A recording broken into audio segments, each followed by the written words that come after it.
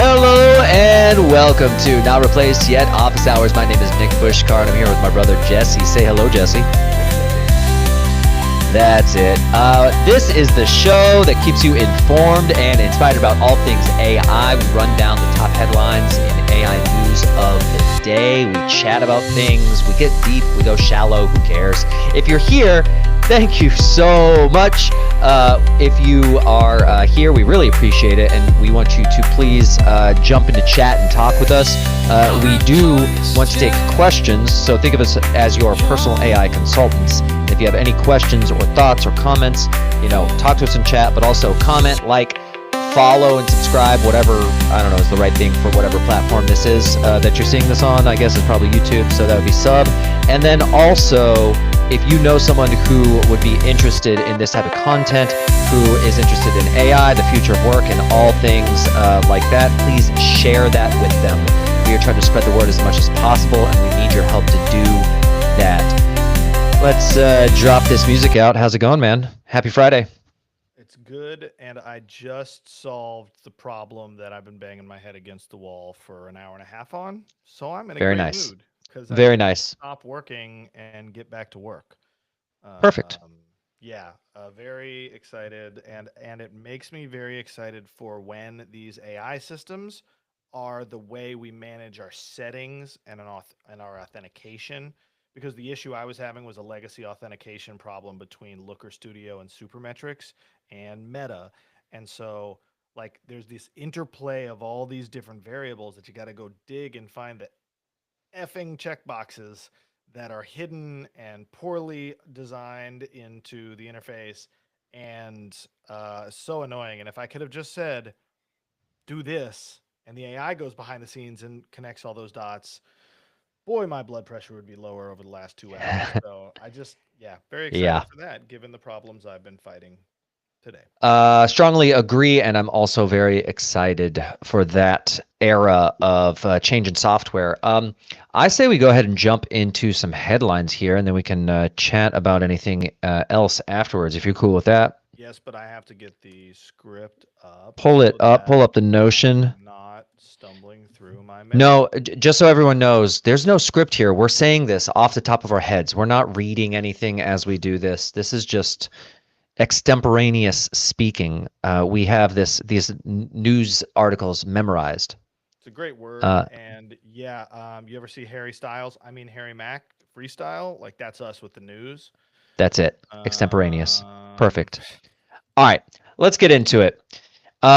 Today is Friday, May 16th, and Italy is now home to what could become the largest AI computing hub in Europe. And the deal behind it reveals some fascinating international pipelines. The project is a partnership between Italian AI company iGenius and Abu Dhabi-based G42, with plans to build a supercomputer scale infrastructure in the Apulia region. Italy's industry minister described it as a strategic move to position Europe as a global AI contender. and here's what makes that even more interesting. G42 isn't just investing in Europe, it's also deeply tied to a separate deal with the United States. Just announced, former President Trump. Why does it say Nope, former President Trump? that's weird. President Trump has That's an greenlit AI. the I was editing the script with some AI tools and it added it in there. That's interesting. Sam Altman's taking a shot there. all these All journalists right. getting Hey, hot. you know what? Why don't you take that again from the top? Take it for the top for the edit, okay. Yeah. But here's what makes that. Hold on. Silly. All right. And here's what makes that even more interesting. G42 is not just investing in Europe, it's also deeply tied to a separate deal with the United States. Just announced, President Trump has greenlit the export of US-made NVIDIA H100 chips to the UAE, specifically for a massive 5 gigawatt AI data center in Abu Dhabi, with OpenAI expected to be involved. In other words, the UAE is building major AI bridges in both directions, partnering with the US for raw compute power and with Europe for infrastructure. It's a vivid example of how AI geopolitics is becoming a multinodal game where countries act as both customers and collaborators across continents. And back in Washington, AI policy is heating up. A new bipartisan bill, the Protecting AI and Cloud Competition in Defense Act, has been introduced in Congress. Its goal is to ensure the Department of Defense doesn't lock itself into a single AI vendor and instead fosters open competition for AI and cloud contracts. Lawmakers say this is critical to innovation and national security. And on the regulation front, the U.S. Commerce Department just laid out new export expectations for AI. These rules focus on global due diligence, especially around AI systems that could be used for surveillance, repression, or military applications. Companies will now need to demonstrate greater oversight when exporting advanced AI systems or related components, marking one of the most significant tightening of AI-related trade compliances so far. And in the commercial space, Amazon's big Alexa Plus launch may be fizzling. 6 weeks after its debut, Alexa Plus, Amazon's generative AI voice assistant, has shown very little public traction. Analysts can't find verified users, and Amazon hasn't allowed any hands-on demos. Internally, the tool is reportedly slow, expensive to run, and occasionally hallucinates answers. Despite billions invested in promises of agent-like behavior, Alexa Plus still hasn't proved it's ready for prime time. And finally, related, Anthropic and Amazon related, Anthropic is dealing with some legal drama caused by its own AI. In a case that went viral, a lawyer using Claude cited fake legal precedent during a filing. The hallucinated case was generated by Claude itself. While the company apologized and said it's working to improve transparency, critics say this is another warning about blindly trusting generative AI in high-stakes context like law. And that covers it for today's AI news headlines. And that last piece right there is perfect if you've watched our 10 mistakes that beginners make using AI, is that you don't want to trust AI in high stakes scenarios. And lawyers, I know we have a big legal contingent of viewers here. Stop just trusting LLM outputs. It's crazy. Do not do that. There have been multiple stories over the past several years of lawyers having to backtrack, apologize, getting in trouble for citing things directly from ChatGPT, Claude, etc. So don't. If the stakes are high, you have to check. You have to be the human in the loop to make sure that things are correct. And there are multiple ways to do that, but definitely just don't trust facts directly if the stakes are high. I'm not going to do the accent, but I'm channeling Rosie Perez from White Men Can't Jump. It's just smart. Don't be stupid. Like, don't be stupid. I seems like it. appropriate for a jabroni attorney who is copy and pasting and not reading. But that is it was my understanding of that story is it was Anthropic itself. It was a lawyer for Anthropic that cited Claude. So it's like the script, double whammy, you know? Yeah. I don't know. Just bad move. Oh, this camera that's following me. It's weird. Watch this. My camera follows me. Hey, yours is off. I can raise my hand. We have the same camera. I know. Maybe it'll do it. Will it do it? Done it before. Who knows? I don't know. So I don't know, Nick. So this is the last week or last day of the week for news, and we talked about kind of evolving our plans, and so I don't think we're going to be doing live news coverage going forward. At least right now, we're kind of debating on whether that's the right thing. Anything like kind of out in the open we should talk through just for the small audience we've built so far, small but mighty. Want to make sure we at least lay down the roadmap ahead. For sure. So in fact, let me pull it up here because I think it's relevant. And I mean, if you're actually watching this, thank you. We really appreciate all the support. Seriously, it's absolutely necessary. It is a difficult task to go from 0 subscribers to any subscribers, right? If you have 50,000 subscribers, you have all this social capital and people view you as a bigger channel. And so they're much more likely to follow you. And so people who are following, subbing at this point, I mean, it's super helpful. And so we got this comment the other day, and I'm very sorry. I do want to respond to this. But it's from @PGC6290. And so if you're watching, one, thank you. That's awesome. And also, super thanks for actually commenting and taking the time. But the comment says you should write AI News or AI News Podcast in brackets in your channel name.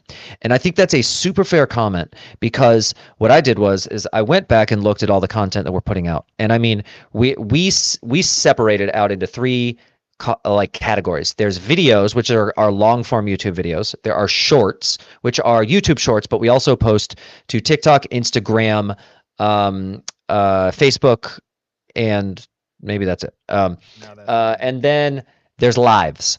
And lives, we separate those out. And so then what we've been doing recently, what we've also been doing is we will take the news headlines out of the clip it out from the lives, put it into like a clip show and put that out as the Last Week in AI podcast on Monday to have like this long form podcast. So we think of it as like we have this long form Last Week in AI news podcast, and then each week we do that, and then each week we also put out an informative, educational communicator style video like the zombie job video or the 10 mistakes beginners make in AI video, that kind of thing, which is not news based, right?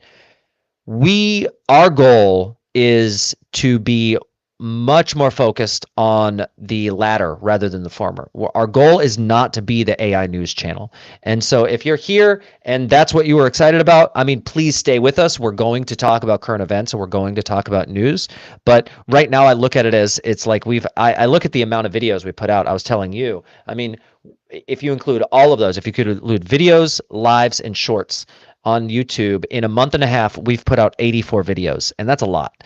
And I haven't done the math, but I would say we're sitting at maybe like 90% news, 10% communicator, educator. I don't know the right word for it quite yet to encapsulate it, but not news content. We want to flip that. We want to be 90% the other direction and 10% news. And so, but if you're here and you're super excited about the news, please stay with us. There's so much good content that's coming, but we are going to be flipping that around. And so, just like we've been doing this whole time, we are really, we're 6 weeks in. We have so much more content planned. We have, we're dedicated to this and we're going to continue absolutely. But we have been, we think that it's better to put content out and edit as we go and figure our way out as opposed to trying to come up with the perfect plan and then execute on that perfect plan. And so we've been pivoting as we've been putting content out. And so this right now is just another pivot. And I think it's going to be good. I think it's going to evolve the channel into what our goal is. And I think it's going to evolve us into creating really high quality content that you're going to love. I promise. I hope. I hope. I promise. I hope I promise. The word that comes to mind is perspective, right? We are professionals working in this field. We are not full-time journalists. There are a lot of full-time journalists covering AI better than we can and will, right? What we can do better than a lot of other people, or at least uniquely, is provide a perspective, a framing, an introduction to concepts, the qualitative layer that we believe is missing, why we started this, is where we're going to be focusing that time that we get back by not pursuing the news as real time, as daily, as aggressively as we have. So yeah, Nick and I both agree, it's been worthwhile. It's been valuable to just kind of get the reps in as we pumped out a lot of content. Nick, I was thinking about the Patty Galloway stuff we were watching, and he said it's really hard to put 2 videos a week out. 2 high quality videos, I would agree with that. I mean, we did 80, 89, you said, in 84.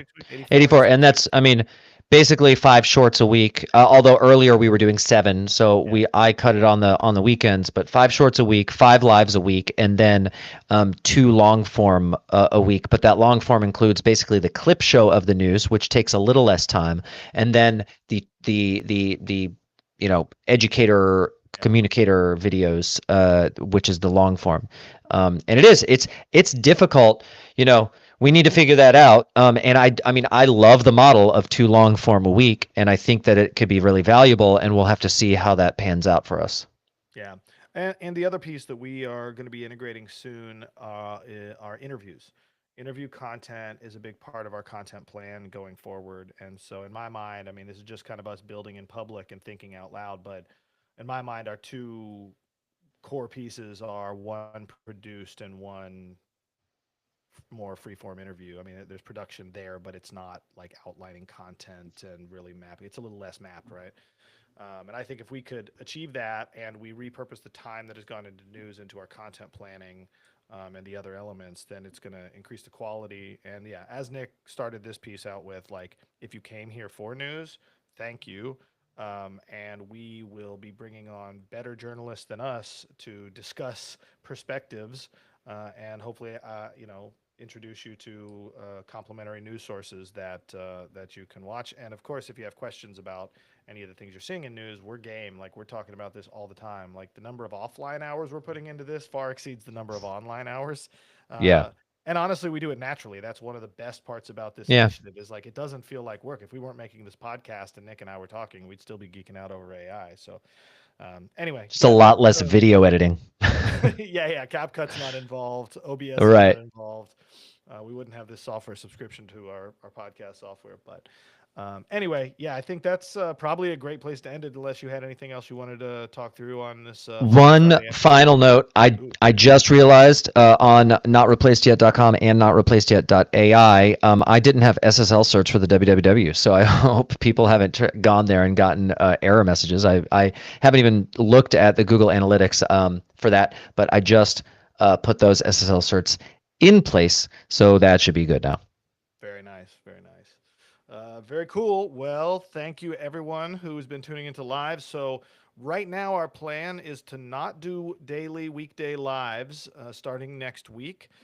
We reserve every right in the world to and probably intention in the world to resume those at Yeah. soon, whether that's daily, weekly, or otherwise. And really, as we build the audience and there's a little bit more demand for it, then we're going to jump right back into that. I think lives are a lot of fun. I mean, that's one of the things we talked about is like, oh, making choices to do this or not do this. We enjoy it.